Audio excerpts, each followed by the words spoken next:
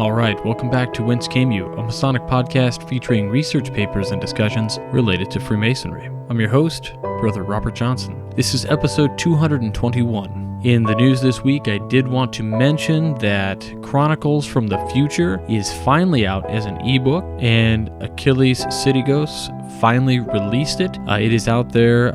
Again, it's a Kindle ebook. I believe the price is set at $9.99. Reviews are really good so far. He's got nothing but 4 and 5-star reviews. I think there's only a handful, but in the beginning, that's kind of how it goes. So please check that book out. I think it's really fantastic. It's a good read. I'm going through it myself currently, and the people who have read it so far that I've talked to have really seemed to enjoy it. So check that out. We do have it up on the WCY bookstore. If you go to WCYpodcast.com, and then you can click on the bookstore, and it just takes you to an external page that we kind of built on Wix that'll have all of the books of the people who have been on the show. We don't get any kickbacks or anything for those books. Those are just there as a way that you can find the books that were being promoted on the program. So check that out when you get a shot. This week we have Frater O on, and shortly after that we have illustrious Brother Stephen L. Harrison coming on the program as well. So I think we have a great program this week. Frater O and I talked about the first degree, and we kind of dissected it. We talked about how the topic on the Masonic Roundtable last week about temperance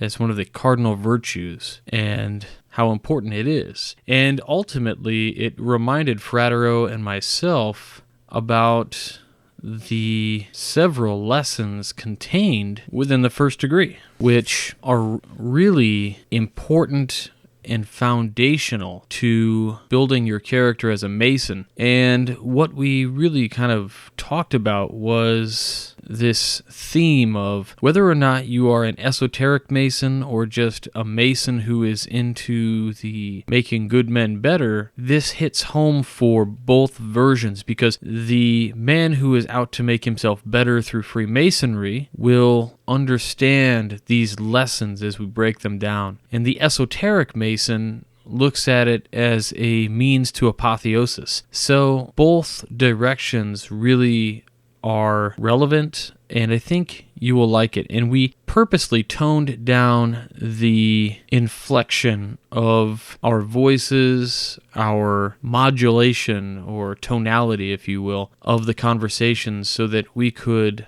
really talk and not get over carried away. So we'll go right into that, and I hope you enjoy. And again, after that, we'll go right into illustrious Brother Stephen L. Harrison's excellent Masonic Minute.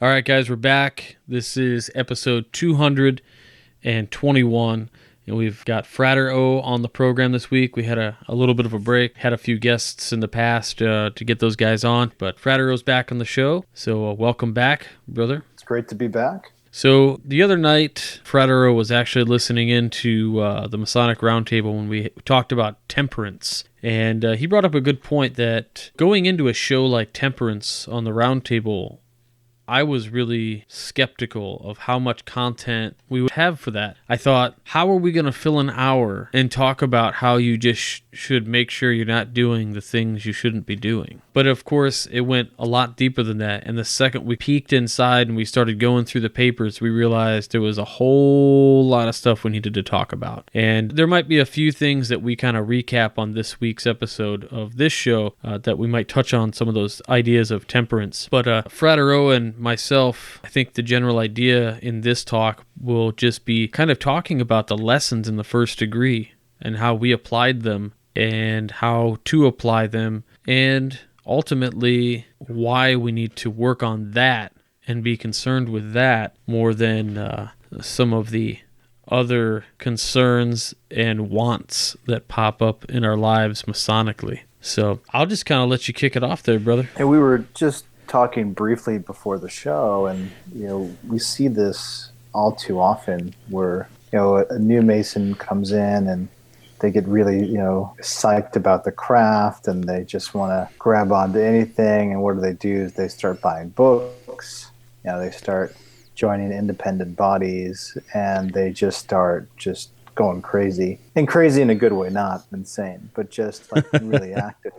And you see them really kind of, now this is not all of them, but you see it happen, and I think this is a topic to address, is they start jumping to looking for other degree systems when a lot can be just shown in just the first 3 degrees, and how important the first degree is, and being just a melting pot. There's just so much there, and there's really like 3-fold processes, and I'm sure we'll cover the other 2 processes, the second and third degree, down the road. But the first degree really focuses on the animalistic behavior, right, of the reptilian brain or the body. Like they've mapped out the human genome, so we're 98% or 99 point something crazy percent chimpanzee, and so we're animals fundamentally. And they've shown like the reptilian brain underneath, and we have all these animal behaviors, and some can call them the 7 deadly sins, or as people can call them all kinds of different topics. Growing up Christian, I can relate to the 7 deadly sins. And Masonry first degree presents an amazing system on how to gain control of that animalistic behavior. I think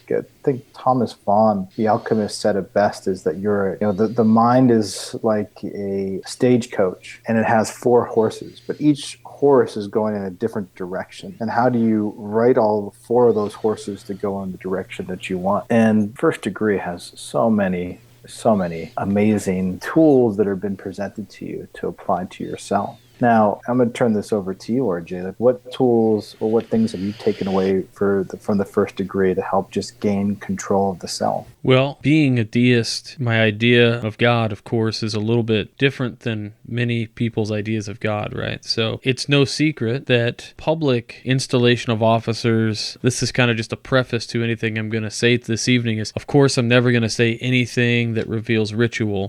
However, if there's something that I say that sounds ritualistic, I can assure you it's because it's a public ceremony of installation of officers, and some of the wording that's there is echoed in the ritual work. So that's that. But that we should never go have an undertaking without invoking a blessing of deity. And so as the first thing that happens within the Masonic Lodge upon your entrance is you attend a prayer. And as a deist, I'm not sitting there the typical way, say a Christian or a Jew or a Muslim might. For me, it's a very introspective moment. So the first thing that happens in the Entered Apprentice degree for me was very powerful. It was this moment where I realized I was undergoing something that was going to fundamentally change the way I think about stuff and reaffirm and sure up other ideas. And so that first tool was actually just a bit of ritual that said, hey, and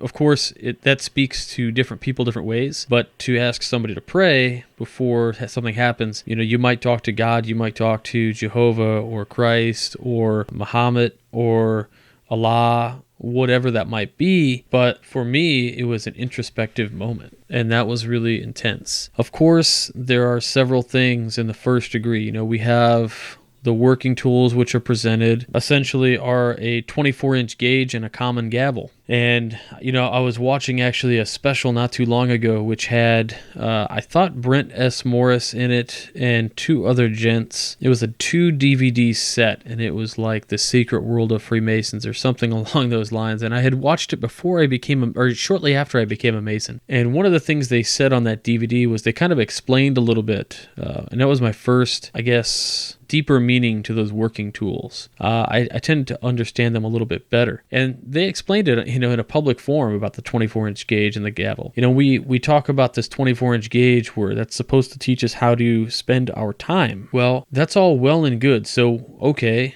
you have handed me a tool that shows me how, or is emblematical of showing me how to use my time better. Well, that's great. We did a paper here on the show not too long ago that talked about that. It was if you are carving a stone and you mess up, the stone can be reshaped, but you can't get back your minute that you lost or your time. It's always that joke where, well, that's a movie I just watched and I can't have 2.5 hours of my time back. So we don't want to waste time. So that one's a little bit easier to grasp than, say, the common gavel, where we say that we use that common gavel to remind us to break our bad habits and to break and guard us against making bad decisions. And those bad decisions, whatever they are, if it was, again, you look at temperance and the definition is always just alcohol, but it's a perfect example because pretty much everybody and every adult I've ever known has had a beer before, right? So you get it. But going into some of the deeper thoughts of those kind of things is kind of the direction of the show tonight. And I think that looking at the several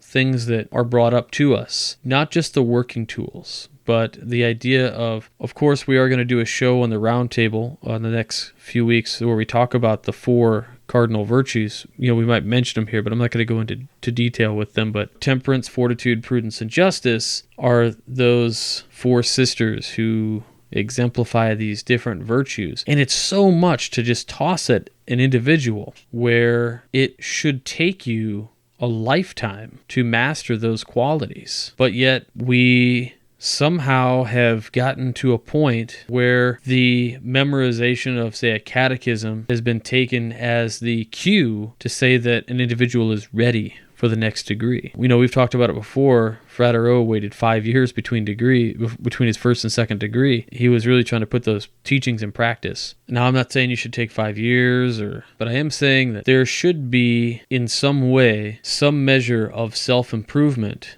before you participate and get a second degree. Now, maybe you should have to write some paper, some introspective paper, and to personally dissect yourself of what you've actually done in the time between your first and your application for a second degree. Perhaps. I don't know. There's just so much there. There is, and if you look at the Ashlar system, what's presented, and most Masons will know between the rough and the smooth Ashlar, and you look at that and applying it to yourself, and then you realize, man, there's a lot of work that I need to do myself if I need to walk this righteous path that so many systems before have presented. And when I say so many systems before, we've mentioned this on the show in the past on how Masonry draws from so many different systems. And it's this massive melting pot, this philosophical school. And so many people before have walked this righteous path. And you can look at, from Plato to Pythagoras to many founding fathers, from George Washington to supposedly Greek deities to supposedly Egyptian gods, people that really significantly have changed the course of history for the positive. They've been able to kind of attune to this, I like to refer it as a frequency, right? Because like everything's vibration, we mentioned sound, and if you look at the brain as a radio dial, and if you're able to change your vibration and change yourself internally to walk the same exact steps that so many people have walked before, be of that mindset. And this is the system that's showing you, okay, if you want to follow the steps of George Washington and be a better person and focus on the greater good and changing humanity, or many presidents before, or people who've changed the course of history in Europe, then these are the steps you have to do. Well, and then if you look at things like that, where it starts off, we have this system and everybody goes, we're brothers because we all went through the same thing. And it's true that while we went through the same thing, our individual experiences are different. But what should really, really stick out in your head is that, yes, you're all Masons. And yes, you all went through the same things, but there's that sense of almost parenthood, right? So when your parents say to you, I did this, this, and this because I wanted you to have a better childhood than I had, right? And we tend to continue that forward. And so that is still kind of personified, I think, even in a Masonic lodge, where we're giving you the experience of initiating, passing, and raising, and putting you in the same spot or that same childhood that everybody else had. But we want to make it better, and we want to make the experience richer. So when you walk in the same places as Washington or Voltaire or Franklin or any of these famous Masons who really did change the course of history, it's your duty to not only proceed on path, but it's a duty incumbent upon you to do what they did, plus some. That's kind of why they were founding fathers. I mean, just the term founding itself implies that they're a foundation. And what do you do on a foundation? Can you continue to build? So you should always look at these founding members of the fraternity as that, a founding member, foundation in which to build your future moral edifice. But I mean, not even for governmental systems. If you look at even the arts and the sciences, there's always been leaders, and usually they're Masons. And it's it's really amazing. Oh, absolutely. When you walk a certain path, or you have a certain mindset, you attract certain things. And this gets into the New Age fuddy-duddy law of attraction, but this, if you get deep into the esoterics, it's totally there. And you realize that once you start knowing yourself, everything out in the macrocosm is just a reflection of what's going on internally. So life is only a mirror. So if you're projecting on inside that you're never going to be successful and you're not going to accomplish something, then sure enough, that's what you're putting out there to the great architect of the universe, or the universe, whatever you want to call it. And then it's to say, okay, this is what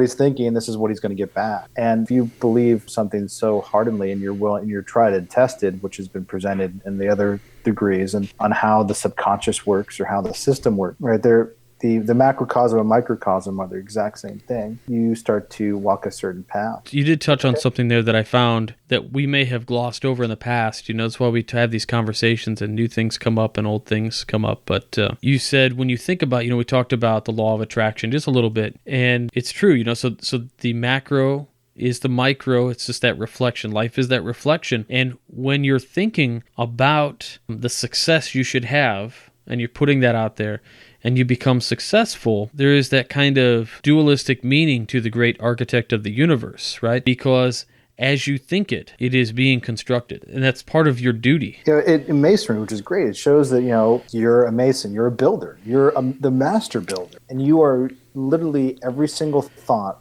every single action is building towards your future, if you like it or not. And which is great about the first degree, it shows you on how to control the self, right? Ultimately, we had an episode on this, know thyself, and controlling that self to steer it to the direction that you want to go, versus, going in a direction that could be not the greatest path, could be a dark path. But so in the first degree, in Europe, it's really popular, and you'll see it on a lot of trestle boards, or, boards that a lot of lodges speak to, or you can find them online. You always see the black and white checkerboard. It's consistent. So you'll see it in a lot of lodges on the floor, and you see the dark square and the black square. And a lot of Masons and usually will talk to me, and they will go, well, shouldn't it be our job to always stay on the white square? And it's always one of those discussions. Is like, absolutely not. There's balance in everything. And you have to be able to go through the dark to appreciate the light. And if you look at polarity, it's found everywhere in the universe. There's two hemispheres, there's two different limbs, majority of the organs have two inside of your body. A lot of allegories and systematic systems, in dogma, it's yang or yang, an or en soft, black or white, good or bad, positive or negative, ha or tha, the male or female, the sun or the moon. I think I've touched on a lot of those, and focusing on centering yourself in between the twos, because you can go too much into chaos or you can go too much into order, but where you really truly find solitude as an individual is by using the working tools presented to you in masonry and centering yourself in between the two, and allowing yourself to build as a person and build this character and the zeal and the things that are presented from the lessons of the black square and the white square, and just being even keel. And absolutely great points. The polarity issue is something that's just so amazing. I mean, we were talking before the show, we didn't get on last week or just a few days ago. Frater O and I both were like, ow, our backs hurt. I had one of those like stim packs. And this is in a case of science utilizing a polarity, right? So I had a stim pack, and if you don't know what that is, it's just like two pads and it electrifies the muscle. And so it uses that, right? It's electricity. True scientific material world way. So just in that sense, that polarity is real, and positive and negative forces react on everything. Just looking at sound and vibration, you have negative and positive dips and spikes. It's an incredible subject to explore, especially when you start to realize that the positives and negatives also have even a more intricate system within themselves, which have additional positive and negative. So it goes on infinitum. It's a really, really mind-boggling and maddening system to think about. A great book that actually Frater O recommended was the Esoteric Anatomy, and that is a thick book, but the first, there it is, yeah. So he's holding it up. It's called The Body as a Consciousness. And I actually recommended the book to a couple people over email a few weeks back when I started reading the book. And the book really talks about the positive and the negative polarity therapies that you can do to a body just by performing certain touch, pressures, sounds. Very interesting stuff. Even there was a great special on Netflix about Egypt. It's really about the matriarchal society of Egypt in the distant past. But they propose, due to the oral histories passed down from Egyptians to Egyptians, that is not a mainstream idea, that the pyramids were used for basically healing purposes through sound vibrations, positive and negative forces and stuff. It's fascinating special, and it was like a 5 or 6 part special, so check that out if you guys ever want. But back to the yin-yang, negative, positive. Sorry for the tangent. A lot of the allegory has been presented that, King Solomon's temple, his mythological building, we've touched on a lot, as the allegory of your human body. And there's so much similarity that there's been so many books that have been written on it pre-World War II. And the Esoteric Anatomy book is great. And it gets into the polarities and how important that is, and how the mind and the body is so well connected. And that gets into a lot of Eastern medicine that's been practiced for 5,000 years. And digressing back, the first degree presents you a lot of interesting tools for yourself. Applying them gives you one piece of the puzzle. It talks about, I'm not going to give away ritual, but 3 different systems, 3 different things. Technically, it's the 3rd degree that gives it all away. But you're presented 3 unique things, and each can be related to the 1st and 2nd degree. And again, getting to the mind and the body and the soul, and definitely learning to control the body and the animalistic urges is very, very, very important. Well, what's interesting to me is, we talked a little bit just touching on that 1st and 2nd and 3rd degrees. There's so much emphasis put on the 3rd degree of the Master Mason, and really in the past, Fellowcraft degree was the culmination of your Masonic journey until the Master Mason's degree was formed. And the Master Mason's degree is really interesting. It's really an amalgamation of several different, I would say, mystery school rites and kind of things that all come together. I mean, there's elements of Egyptian mysticism, there's elements of Greek mystery schools and all this stuff. But ultimately, if you want to say in the original sense of the word, the occult nature of the Masonic fraternity, everything really is, for sake of argument, taught to you in the 1st degree. It's so important to make sure that your 1st degree is that very important experience to where you really feel you had that great degree experience. When I say that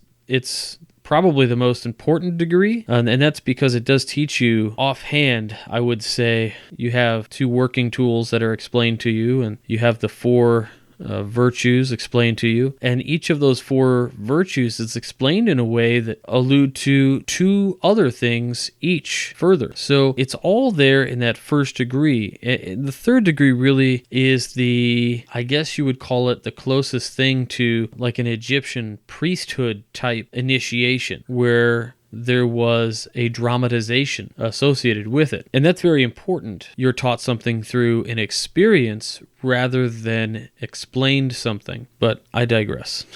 Best to be explained, it's like the 1st degree, if you're not into esoterics or just in general, even when I jumped into it, it's like drinking through a fire hose. Yeah. You're just like, what the hell was presented to me? And you're always like, this is really important stuff because so many powerful people have walked this path before. I have to go back and I have to watch it a few more times to pick up on, what was there. And I found it interesting through my path. And here I am 10 years later, and it's like I still go back to the 1st degree, and I'm like, man, I never saw that. And that was there the whole time. Mm-hmm. Until you're ready to uncover it, your subconscious will keep it from you. And gaining control of that subconscious is so powerful.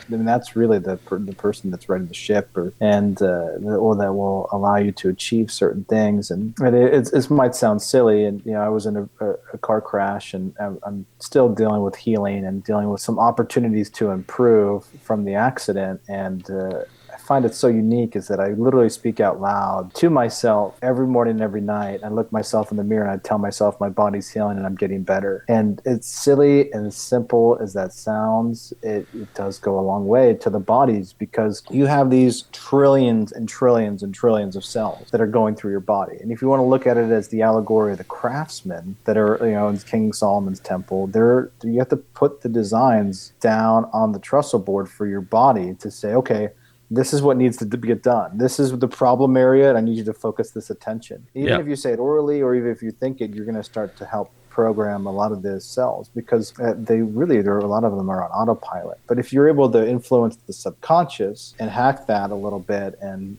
definitely they've shown in studies, in double-blind studies, placebo effects, and just the power of the mind. You hear about this all the time. There's an amazing brother, Henry Clausen. He wrote The Emergence of the Mystical. He was a sovereign grand commander of the Southern Jurisdiction, wrote some really great books, and the Emergence of the Mystical is a great book that gets into how powerful the mind is and how powerful the body is in the connection. And if you get a chance, brothers, I recommend picking that up. And talks about in the book and how you hear the stories of like a 40-year-old woman whose car was flipped over and their child's inside.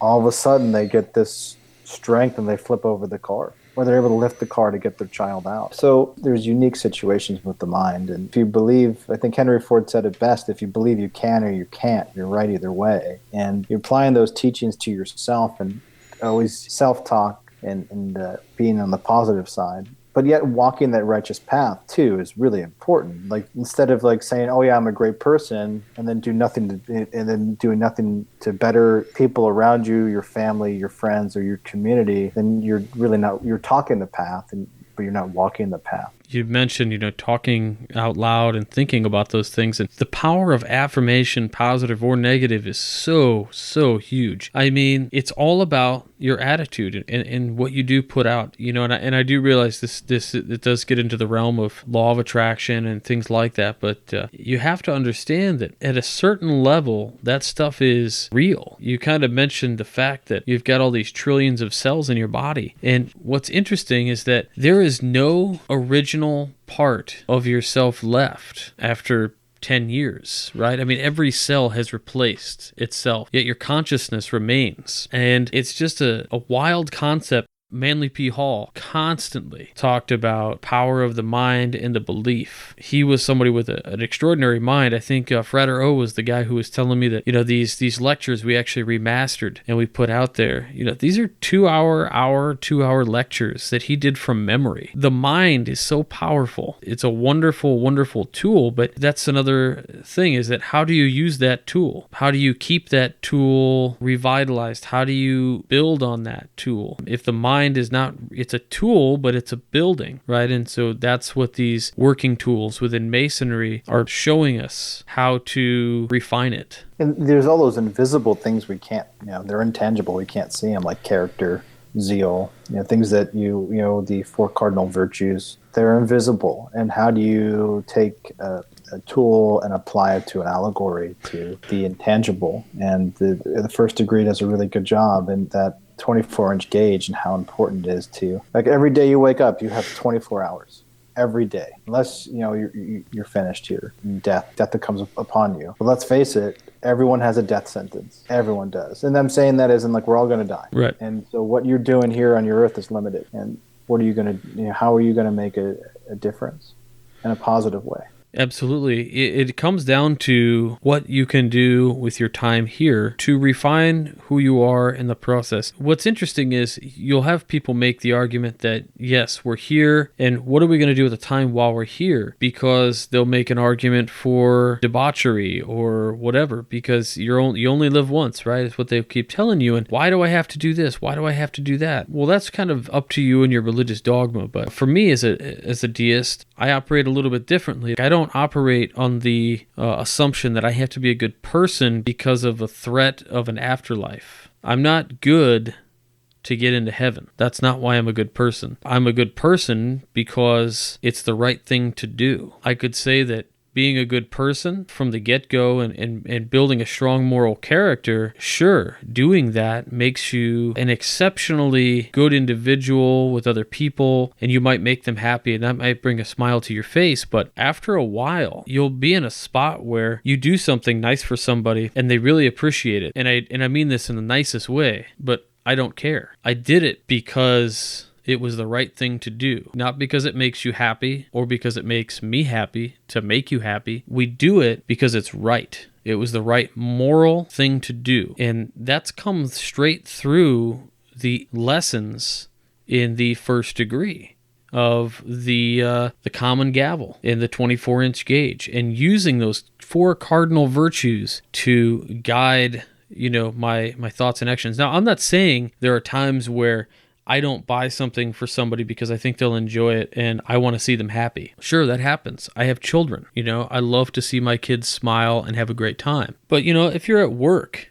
and somebody's having a rough time or needs help move somebody, right? Like maybe he's moving. You don't have anything going on Saturday other than sitting around. Maybe offer to help. And when they say, "Oh, thanks," no big deal. Let me just help you move because it's the right thing to do. Just those little things where we do what we really want to do and we make time for what we want to make time for. And that's another lesson in that 24-inch gauge, is that while there are 24 hours in a day and you can't get minute 1 back if you've misplaced it, you need to manage that time in such a way that maximizes your impact as well. Yeah, you brought up a good point here with time, and I want to kind of just change the subject a little bit to another lesson that's been presented in the first degree, and not give away to any ritual, but just the point within the circle, and the 2 unique lines, and that's pretty significant. The circle is an amazing thing, and it's been found throughout history. In any ancient site, regardless of any continent you go to, regardless if it's Mayan, Inca, Aztec, Egyptian, Sumerian, pick your Hopi, or ancient Hopi, or wherever you go, or ancient Druidic sites. You can find it in a circle, or you can find it in like an Ouroboros or a dragon eating its tail. There's no beginning and there's no end, and how important when you're looking, at least I found that perspective, like this is my personal experience on, infinity is a hard way to represent in words. It's a hard thing to represent in drawing or just explaining or writing about, and I think really drawing, the circle is really emblematic of infinity and how deep it is. The 2 lines, unfortunately, I'm not going to be able to get into because of ritual. I think that gives away too much. With you, the point within the circle, how did you find that significant to yourself? Well, the interesting thing about the circle with the point in the center, or the circumpunct, is that it kind of taught me that I really should be conscious, and this is the surface level here, conscious of my duty and where it lies. Within the circle of influence, I always kind of thought about it like a seed. And so the point within a circle is kind of like a seed, and the man surrounded by the light of the sun, right? The sun having some effect on the man that it has on the seed or the point. Eventually, the seed grows and becomes more than just the point. It becomes the sphere, or that circle, growing exponentially and feeding on the light that's coming in, or the knowledge. So you have the circumpunct, which is a point within the circle. The circumpunct is this emblematical symbol to me, which necessarily kind of represents the point in the center being man and the circle being the sun, but representative of not just the sun. The sun is light and knowledge. And so I kind of looked at it in that way, that the lodge was this source of light, or the circle, and the men giving me the knowledge and the light and the wisdom, and the books doing the same thing, until eventually, the point grows so big that you become now the circle or the essence of new light for the new seedling or the new man who comes in. That was kind of my take on it back in the day. Space is pretty cool. When I mention space, I mean the universe. And when you look up at the stars at night, it goes on forever. It never ends. On and on and on and on and on and on. The infinity, the circle, is really emblematic to me for that, because it's who doesn't like to look at the stars? Especially if you live in a city and you get out of the city and you just unbelievable. And again, we're getting back to like the fundamentals of the macrocosm and the microcosm, and you have a really deep, complex self, and the deeper you go, the more doors you open up. Those doors are sacred and lessons for you and for you only. And if you start really getting talking about when those certain doors open up, usually you lose the magic, and usually you lose the lesson that's being presented to you, and you have to start back over. And the circle, the point within the circle, is amazing, and just to remind you how big or how small of a place you have in the universe. And that reminds me of a quote from the movie Cloud Atlas. What is the universe but a multitude of drops in the ocean? And right, the ocean is just many different drops of water, and you being a singular drop in this universe. but yet connected to the whole. Very significant. Absolutely. It's kind of funny. We talked about macro and microcosms and staring up at the stars. And that's where the idea of some of the esoteric astrology came from, was that you can essentially look at the stars and tell what's going on with a person, because the space outside and up in the sky was a reflection of you, your internal processes. And that Esoteric Anatomy book, again, does a wonderful job of explaining some of that in the first 2 chapters. But even more so, A.E. Waite, if you want to dive into the super deep end of things, A.E. Waite actually he's one of the few people who actually got together with one of the most famed people who did tarot cards to create a special deck. And his views on the tarot and astrology specifically were very, very interesting. Another, Milton A. Pottinger, touches on astrology as well when in his book Symbology, a treatise on, I can't remember the rest of the name, it's very long, but there's a map that you actually pull out of there, and it's a circle, and it's a man bent in a circle backwards over his back where his feet are touching his head. And through this map, one can trace these windings and things to the different planets and the different tarot cards and the astronomy. And it kind of dives into being able to almost predict or cure ailments or predict events and physical events, emotional events in a person's life. So it's pretty interesting. And within that, it's kind of funny because we talked about the circumpunct and we talked about space, and Pottinger in that book, he kind of brings the two together, especially bringing the body of the man into it. Absolutely. You can find that consistently in a lot of diagrams. R.A. Swaller de Lubrix, he wrote about it, called it the Egyptian netter. And you can find some ancient Egyptian paintings or chiseled in stone of a woman doing the exact, close to the same thing, not a full circle, but pretty much the same thing, and how significant that is. And I want to digress just a little bit back on like vibration and the ego and the mind, and using working tools to quiet the self and getting to a centered place between the squares. Meditation or any mystical practice or any mystery school, it's always been about just quieting the mind, quieting all the chaos that's going on around you, all the chaos that's going on inside of you,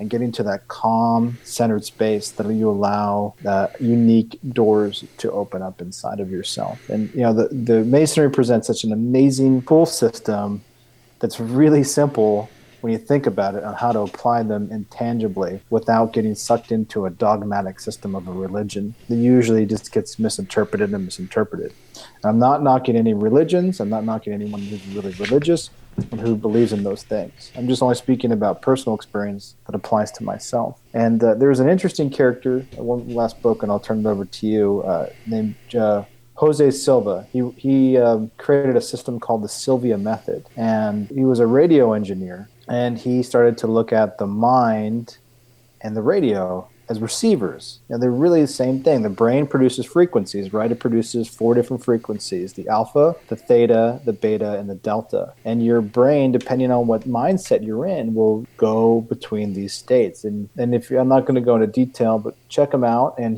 you can actually influence these states by meditation or certain actions throughout the day. You influence these states and can get your mind into these wavelengths. And these are receivers, right? We talked about tuning your radio dial to certain aspects of yourself. It's pretty amazing the deeper you go, because we only really receive, I think it's like 0.5%. We can see the visual band spectrum. The rest of it out there is dark matter, supposedly. We can't see anything. And we're interpreting this space through this vehicle by our electrical impulses, right? Just by our 5 senses. What I'm alluding to is there's a lot more going on. And you can access this through your vehicle, through your meat suit or your body, whatever you call it. You can access this.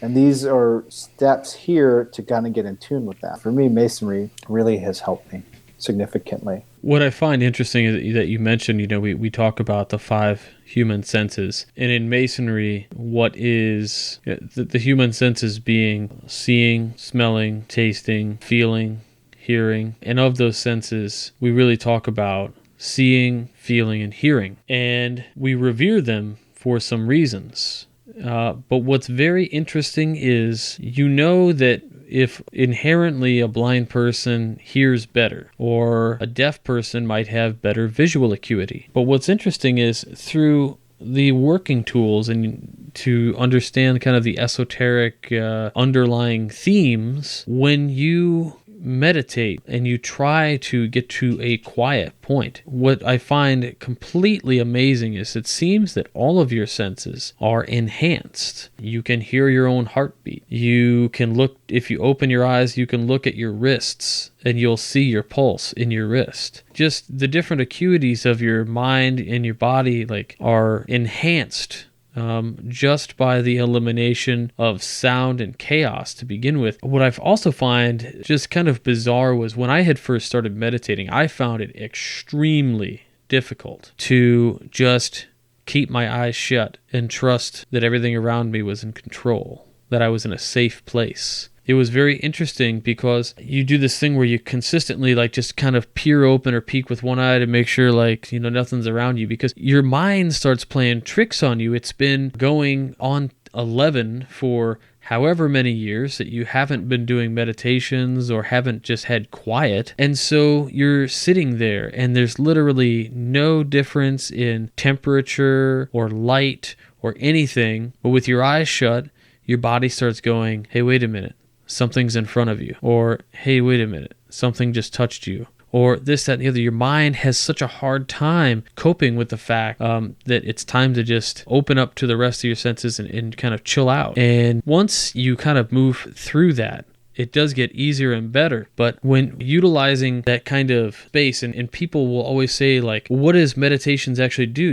And Frater O talked about opening those doors. I mean, ultimately, the doors you're opening are these kind of doors to real places that are locked away in your subconscious. And the Mayans used to say that through meditations and special spiritual practices, that's how they talk to God. Who am I to tell you that during your meditation session, you don't have an active conscious discussion with deity or your inner consciousness? As a separate person. We're supposed to be, in many ideals, there's this idea that we're this reflection of the solar man or the higher realm being. We're like this reflection of that, and we're just down here and it's up there. And who's to say that this isn't the way you come into contact with that higher being or that higher version of yourself? So meditation's, again, invaluable in your Masonic searches, for mental health. Oh, absolutely. And it's significant too, is that there's a reason why you're blindfolded when you enter in the lodge as a candidate. I'm not going to give away that, but I think most Masons listen to this. You should really sit and think, why has a sense been removed, and what is significant when you go through the ritual? What is the wording what is told before if that blindfold gets removed, and what happens afterward? Is there possibly something else? Is there another sense that this is an allegory toward? These are questions I think that a lot of Masons should explore. Yeah, I'm glad you touched on it, because I didn't know how to propose what you just said. So I'm glad Frater O sometimes just knows exactly what to say. I go in a roundabout way trying to figure something out. Thanks for putting that in perspective. Thanks for the kind words. So I think we're going to wrap it on that. Gents and some ladies listen to the show, so that's cool. Our lady brethren. But again, thanks so much for hopping on the program, Frater O. I really do appreciate your time and all the insight you bring to the show. It's always a pleasure to be here. Thank you so much for having me on. The brethren listening and just general seekers of light, I think the next time Frater O and I talk, which should be here next week probably, or the week after, maybe a bi-weekly thing I think we're going to talk a little bit about the second degree and talk about some of the allegory and the importance of the different things we discuss in that degree as well, which of course was the highest degree at one point. So it should prove to be a valuable episode. I hope you guys join us. Again, many thanks, Frater, for coming on the show. And with that, we'll talk to you in a couple weeks, Frater. All right, I really hope you enjoyed that conversation. Again, links to anything we did talk about will be in the show notes, so check those out. And now it's a time on the program where I ask you to help support the show. So you can support the show through a few different ways, one of which being direct donations through PayPal. Links are on our website, wcypodcast.com. You can also pick up a lapel pin, a tie bar, a set of cufflinks, or even a money clip that have the WCY logo on there. What's really nice is they are 24 karat gold plated, solid brass pins. They have really nice enamel pour. We have a non-standard E-clasp on the back, so it's not your typical butterfly clip that will pop off if your lapel gets caught on something like a seatbelt. So it's a really nice pin. I think you'll all enjoy it. And again, all of the pieces are created the same way, so it's the same pin design. What's really nice is it's not show branded. That means it just says Whence Came You on it, which is Masonic in general. There's nothing that says podcast or my name or anything else on it, and we did that on purpose. I think it is more relevant that way. So check those out. Also, if you'd like to do some shopping, we do have a few options on WCYpodcast.com. Click on support the show, and you will see links to On It Labs, where you can get Alpha Brain, one of my favorite things, or FreemasonryArt.com, through Juan Sepulveda of the Winding Stairs, and also a co-host on the Masonic Roundtable, to some of his amazing artworks. So check those out as well. If you use the coupon code on any of those websites, WCY, at the checkout, you will get 10% off, and they will send a little bit back to this show to help keep those lights on. So something else I wanted to mention. If you won one of the Freemasons at Oak Island books, those are on the way. I got a little bit behind. I had my first meeting as the secretary of my lodge, and boy, let me tell you something. If you guys ever hear anybody say the secretary's job is easy, oh my goodness. I am busy from the time I get there, 2 hours before the meeting, to an hour after we close the meeting. And of course, I think I will get better at the job. But secretaries out there, holy cow, I'm with you, brothers. It is an intense job. So stay strong and keep on trucking. Anyway, we'll go right into Brother Stephen L. Harrison's Masonic Minute.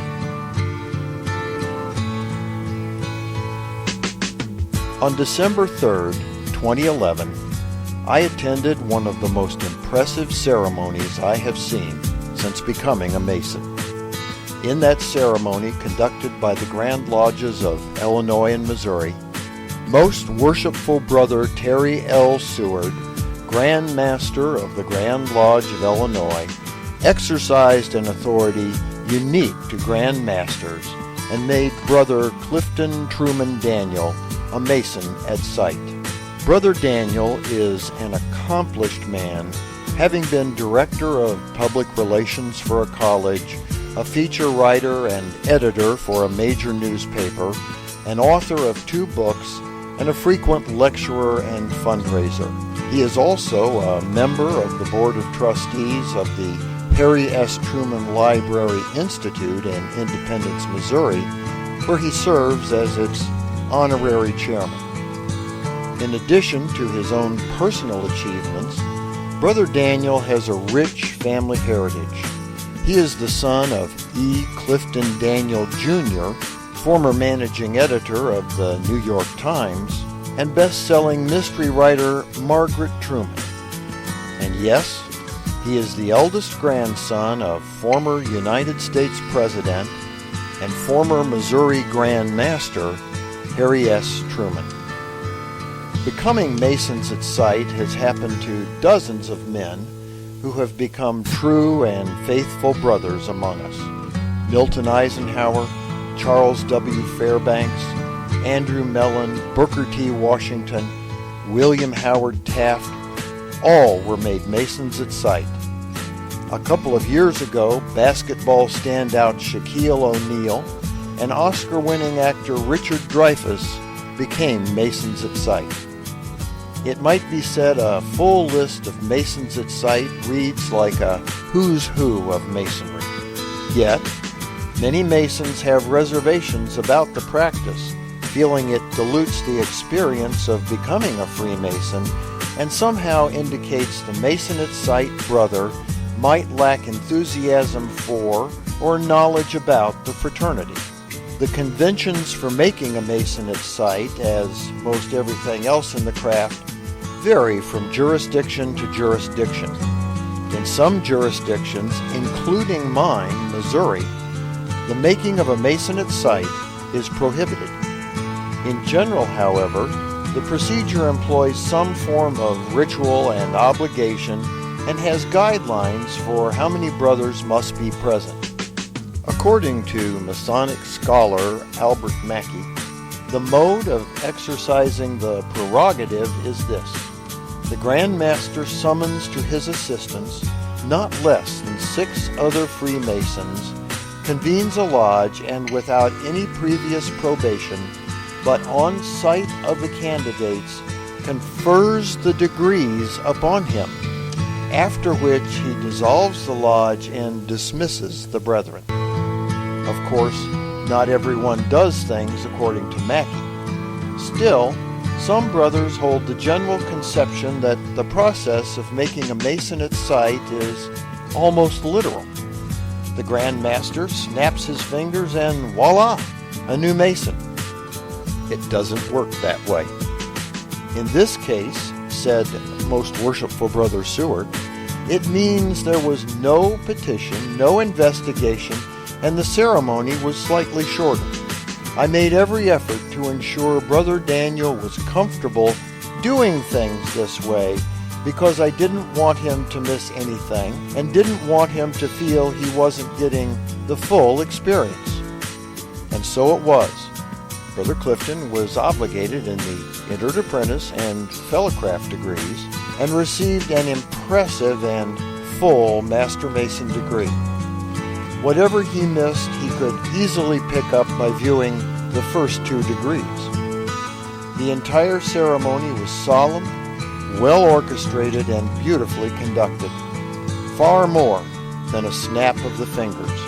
The group of brothers who witnessed Brother Daniel's raising were virtually unanimous in complimenting the ceremony after it was over. They overwhelmingly congratulated the Grand Lodges of Illinois and Missouri for the work, and Brother Clifton expressed the same sentiments. To look at it from another point of view, every one of those fortunate to be in attendance in that packed lodge room in Joliet can now say something very few can claim. I saw the making of a Mason at sight. For the Whence Came You podcast, this is Steve Harrison with the Masonic Minute. Alright, as usual, an amazing segment by Brother Stephen L. Harrison. If you like that, check out the videos. The videos are the same audio, but Brother Stephen L. Harrison actually puts some really nice graphics behind it. We put it up on YouTube, so you can check it out on his channel, or we do mirror those episodes right on WCY Podcast's channel on YouTube, so check those out. All the episodes are out. I think there's 22 of them. If we're missing any, let me know, and we'll get them up. Pretty sure we have them all up. There might not be 2 or 3 might be missing because we didn't necessarily think we were going to do videos for all of them, but they've been proven pretty popular. I understand they were even played at the semi-annual Grand Lodge proceedings in Connecticut. So very cool there, and I appreciate the brothers who made that happen. That was really cool. And now we're going to go right into this week's famous Freemason. So this week's famous Freemason is John S. McCain Jr. Now, this isn't the John McCain who's in politics today. It's actually his dad. John Sidney, or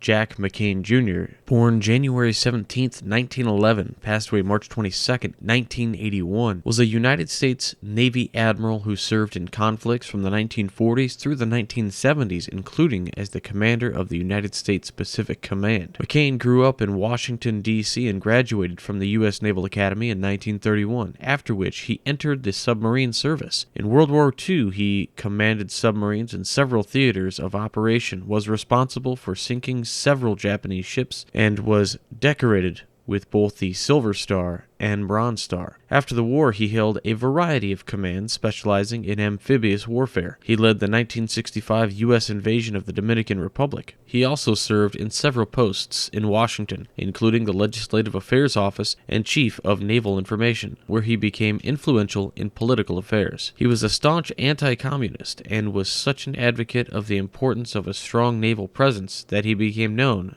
as Mr. Sea Power. During the Vietnam War, McCain was Commander-in-Chief of the Pacific Command, or the CINCPAC, commander of all U.S. forces in Vietnam theater from 1968 to 1972. He was a stalwart supporter of President Richard Nixon's policy of Vietnamization. McCain played a significant role in the militarization of U.S. policy toward Cambodia, helping to convince Nixon to launch the 1970 Cambodian incursion and establishing a personal relationship with Cambodian leader Lon Nol. McCain was also a proponent of the 1971 incursion into Laos. McCain retired from the Navy in 1972. His father, John S. McCain Sr., was also an admiral in the Navy and a naval aviator, and the two were the first father-son pair to achieve 4-star rank. His son, John S. McCain III, is a former naval aviator who was a prisoner of war in North Vietnam during McCain's time as the CINCPAC, who retired with the rank of captain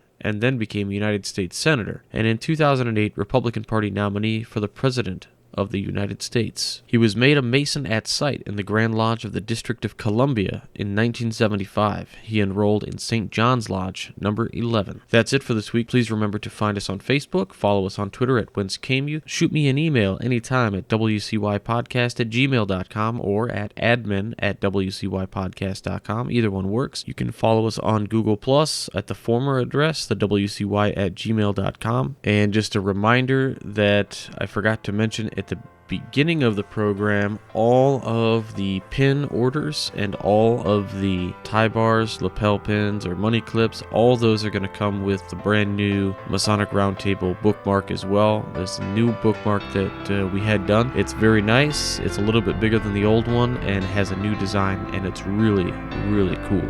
Done by Brother Juan Sepulveda of the Winding Stairs. So check that out. Until next week, stay on the level. For Whence Came You, I'm Robert Johnson.